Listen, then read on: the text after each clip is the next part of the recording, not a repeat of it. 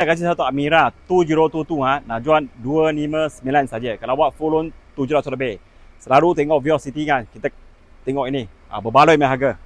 So kita tengok chart dia. Customer sudah masuk skirting. Ini skirting original dari Nissan. Garang sikit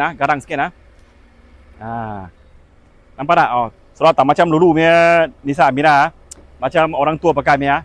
Ini betul-betul garang. Tengok Nissan dia, logo. Cantik besar. Okey. Lepas tu kita tengok tayar dia. Tayar dia 16 inci dia pakai Continental. Bunga masih ada 85% lebih kurang macam itu 4 tayar lebih kurang macam itu. Okey. Kita pergi tengok boot dia besar tak besar. Okey, tengok ini modelnya Amira ni sudah macam garang sikit Sudah tak macam dulu punya semua orang cakap orang tua pakai kan. Sekarang Amira ni tak sama Orang muda boleh cuba sporty dengan with turbo engine.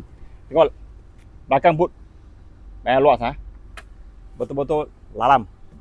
Ini pun ada nanti beli free kasih orang. Tutup matahari ni dia jaga tengok lalam bersih. Tengok spare tayar dia pun tempat bersih.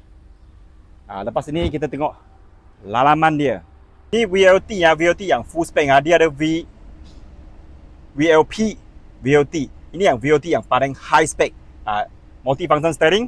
Dia punya seat tengok ada hitam putih punya. Ini yang VLT yang paling mahal punya. Push start button dekat sini. Ini dia ada 360 degree Turbo engine 1000cc. Rotek RM20 sahaja. Servis semua dekat Nissan. Servis semua dekat Nissan So accident no issue. Banjir no issue. Total loss no issue. Lalam kemas lagi, semua maintain original. Ini tengok dia punya pintu punya stream.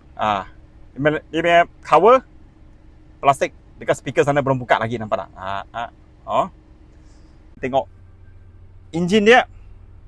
Tengok ini engine yang 1000cc yang Nissan baru punya teknologi. Ini 1000 turbo punya engine 1000cc aja So rotek RM20 aja. Marking semua ada lagi, nampak tak? Ini bukan saya buat color ada pin, ada hijau, ada kuning. Ini yang QC buat punya semua. So mana skru dia belum buka lagi, panel original lagi.